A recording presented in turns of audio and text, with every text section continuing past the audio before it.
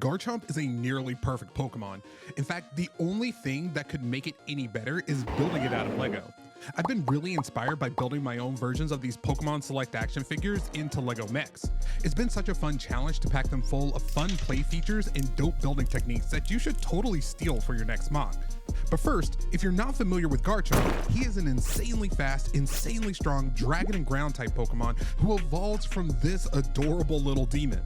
But that's not even the coolest part. His design is based off of a fighter jet crossed with a hammerhead shark. 12-year-old me was in love the first time I saw Garchomp's design in Pokemon Diamond. Lucky for us, Lego has a few pieces that are going to help us replicate this design perfectly. But building this mech wasn't easy. There were a couple of times when I almost scrapped the entire project. Seriously, I had to combine my knowledge of System Technic and CCBS pieces to achieve such a compact yet versatile design. Did I achieve my goal? I'll let you be the judge. But I'm confident that if you watch this video until the end, you will find some bits of inspiration that will help you mega evolve your next build. But enough yapping, let's break it down. Some of you eagle-eyed builders may have noticed a strong similarity between the shape of this build and Kai's Ninja Climber mech. And that's because I copied it. But we are going to have to make some significant modifications to the build and to the color scheme to make this look more like a Garchomp. The original mech uses a 3-hole design for the arm connection, which is cool, but I ultimately ended up going with something much smaller.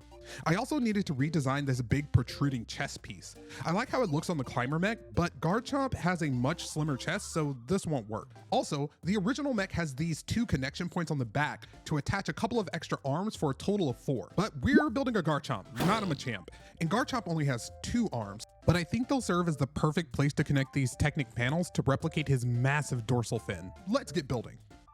Here's all the parts that you'll need for the torso. But before we get ahead of ourselves, let's build its head. Get it? Head. A head. Boo! But seriously, this is the piece that inspired the entire design. Double up these engine pieces and cap them off with a curved slope tile and a 1x2 tile. Throw in this keyed orange 2x2 plate and a mini socket plate for the neck connection. We'll build out his jaw with a couple of these dark blue plates. And then we'll cap it to round out the head with an inverted curved slope plate on the bottom. Connect a couple more of these mini ball and socket plates and then some curved tiles for shaping. Dope. We'll set that aside for now.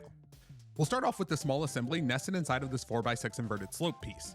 This will give our minifigure somewhere to sit. Oh, this is actually probably a good time to introduce my minifigure self-mock. Drop a spaceship emoji down in the comments for little BK. And maybe give us a sub while you're down there too. We'd really appreciate it. First, attach these brackets to a couple of 1x1 snot bricks. Then a couple of these 2x1 socket bricks will support our arm connection. Next, grab one of these 1x6 Technic bricks for the lower shoulder connection. But we still need a place to connect the spine. Let's build up a mix of Technic bricks and plates to get the right height to connect the spine and his upper shoulder connection. But this connection won't be strong enough to support the spine on its own, so we need to build up another sub-assembly to add in a connection to the lower torso. I also think that we can catch 2 Pidgey with 1 Geodude by attaching a bracket to the front to support the chest plate. Getting this chest plate right was harder than I expected, mainly because I wanted to place a couple of these elbow plates to help lock everything down. But we figured it out. Now everything is nice and tight. That wraps up our general chest structure. Now on to the fun part, the Technic. If you haven't gotten a copy of Kai's Ninja Climber mech yet, dude, you really gotta pick it up. I think I've purchased like 4 of these at this point, and if you were a fan of Bionicle as a kid, this is the closest thing that we've gotten to a Titan set in years. We'll use one of these Technic beams for the spinal column, and then connect that to the 2 lift arm bricks that we built into the back of the cockpit. I think the crotch connection is the best part of this whole design. What did he say?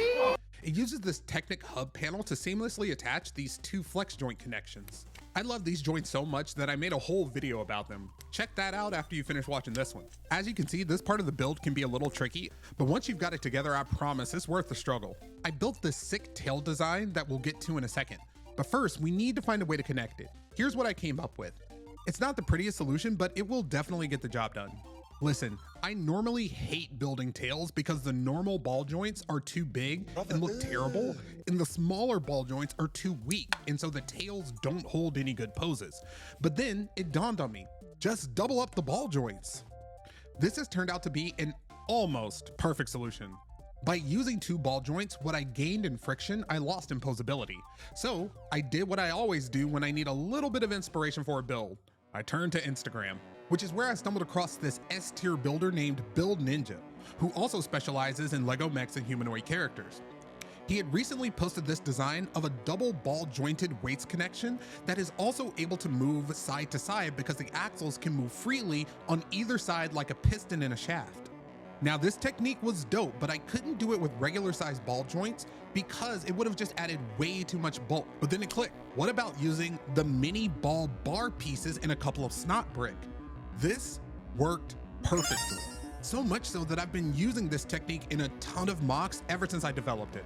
But I just had to give credit where credit is due. Shout out to Build Ninja. Be sure to give him a follow on YouTube or Instagram because he is really innovating with some of his designs. Okay, let's get working on that dorsal fin. I thought these Technic panels would connect here perfectly on their own, but I thought, why not use a couple of flex joints to add in some functionality?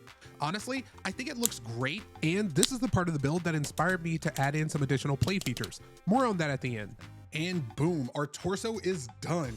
Sheesh, I am already so excited about how this is turning out. Okay, so remember when I said that I wanted to use this massive joint for the shoulder connection?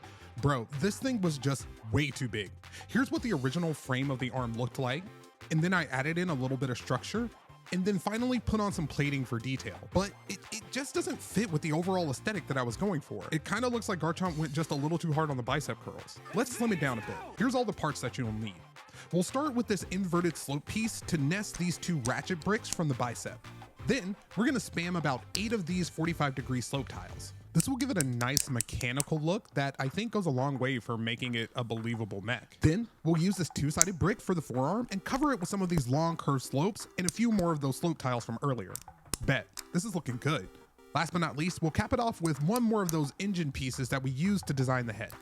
I like this design way more because the appearance fits more with Garchomp's scrawny arms. Legs are probably the most important part of any mech or character mock. Draconic characters have a slightly different lower leg design because their ankles are raised up off the ground almost parallel with their knee. But this is where these CCBS bone pieces come in clutch. Here are all the pieces that you'll need for the leg design. Starting off with this small sub-assembly of plates, tiles, and jumpers. The jumpers will allow us to connect this tooth piece to replicate the spike on Garchomp's thighs.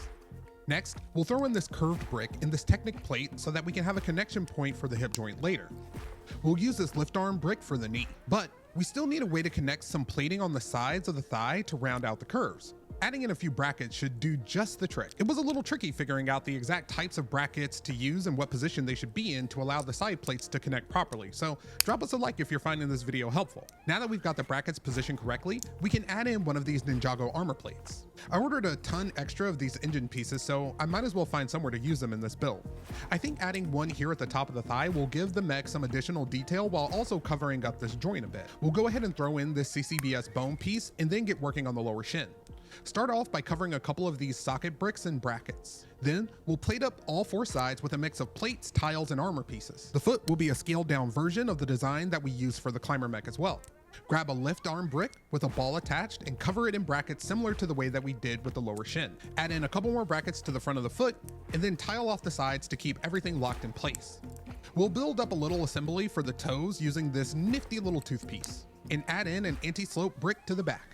Last but not least, we'll connect the hip joint and boom, our leg design is done. Before we get to the final assembly, I want to show you my absolute favorite part of the build. I've been reading all of the insanely helpful comments y'all have been sharing on the previous videos, and one thing is very clear. Our builds need more play features.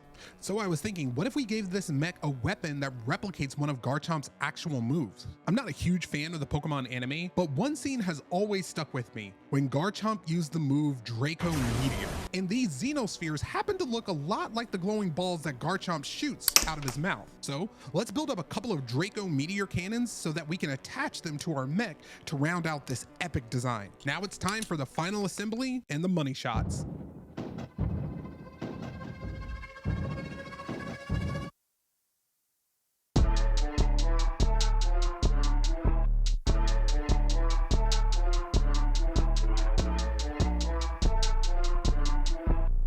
Let me know down in the comments which Pokemon Select action figure you want to see rebuilt in the next episode.